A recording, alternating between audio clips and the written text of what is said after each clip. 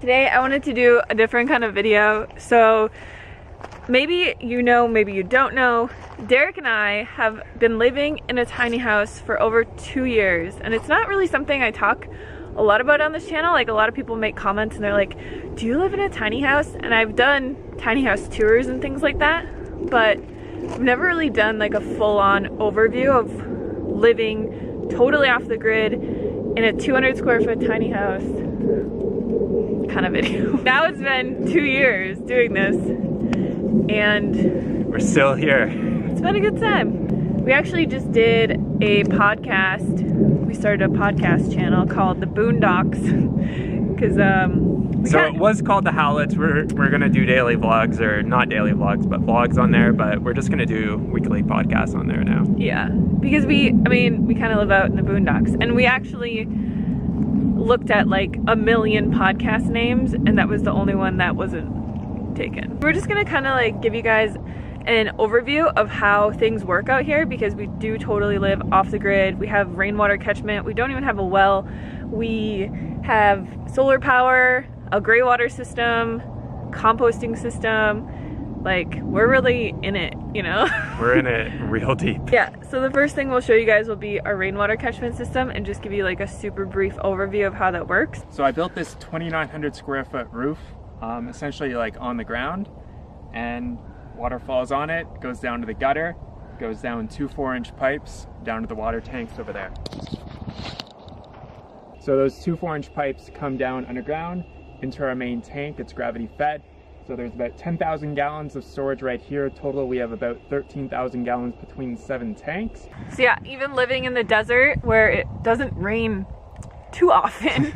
Often enough, but not very often. What do we have, 12,000 gallons of storage? Yeah, it's about 13,000 gallons of total water storage we use. We capture around 15 to 16,000 per year, and we use about 1,000 gallons of water per month. And compare that to the standard house, it's probably a small fraction of what a normal house uses. Yeah, and that's mainly because our house is 200 square feet. We don't have a flush toilet, which takes up a lot of water. And then we use basically like a gray water system, which we'll show you for our garden and our plants. So the water goes into the house, it goes through some standard whole house cartridges, which are just some, you know, pretty inexpensive filters. And then everything that we drink and cook with goes through our Berkey filter. So it's nice and pure, and it's not gonna endanger us in any kind of way.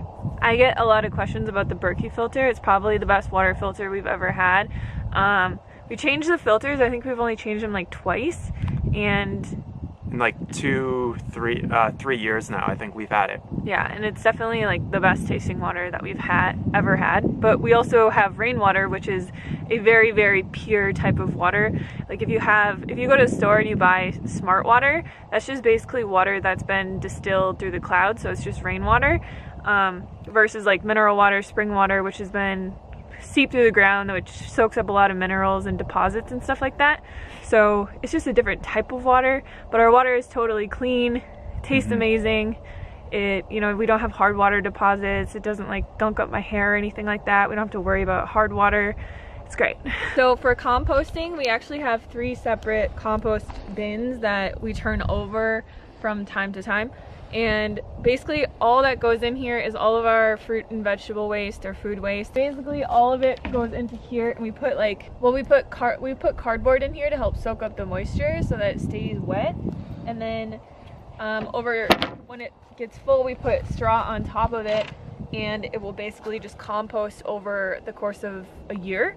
And then once it's composted, this is actually one that has been, I don't think we left it in there quite long enough, but this is like what it turns into. So it basically just turns back into soil, which that was our first time ever composting anything, and to see them actually break down was quite shocking. Fantastic. So yeah, that was the first time we ever composted anything, but I think we're gonna have to leave it longer next time. So we try to reuse as much water as we can. So this pipe here is the drain that comes from our washing machine. So all we have to do is use the right soap, and then we can use that water and recycle it to grow this beautiful mulberry tree. So it's deciduous.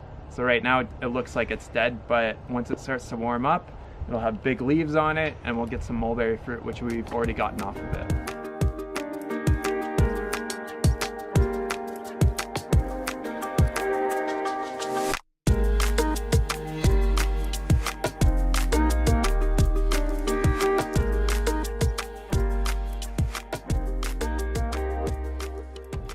these are our solar panels here.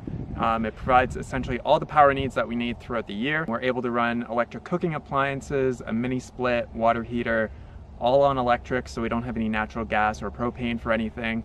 So just with designing it to the correct size and investing in it, we can live comfortably just living on the sun. The campers are rocking, don't come a knocking.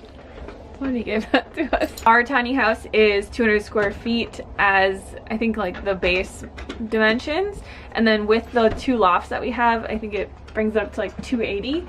But we have been living in this tiny house for over 2 years now. So it's basically like a fully functional house. It's just very small.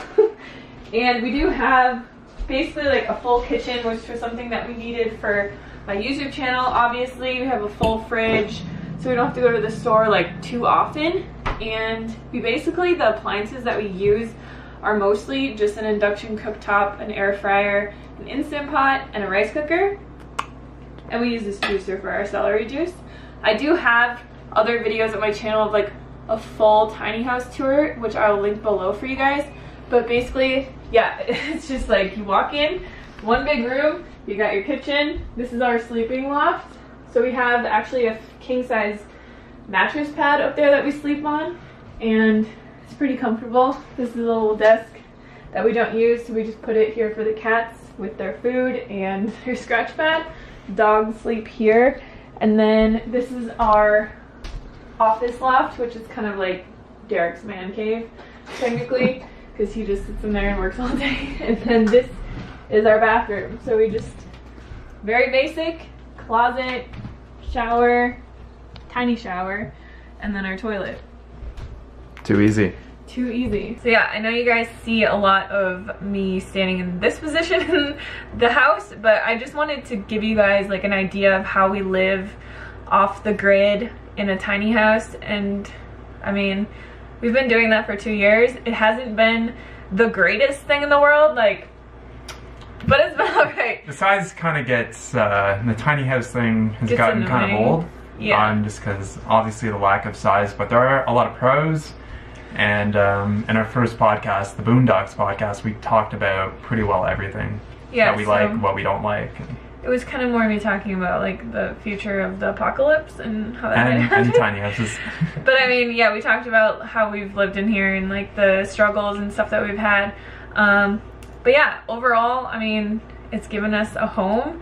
We're probably going to be living in this for another 8 or 9 months at least, because we are building another house on our property, because we technically, like, you can't live in a tiny house. It's not legal, but in our county they will let us live in this for up to what, 3 years while we build a house, like an actual house on our property. So now it's been 2 years and now we're like cracking down and being like, okay, we gotta build a house. So yeah, let me know any questions you guys have down below. Go check out our podcast. Like Derek said, we're going to be posting a new podcast every week.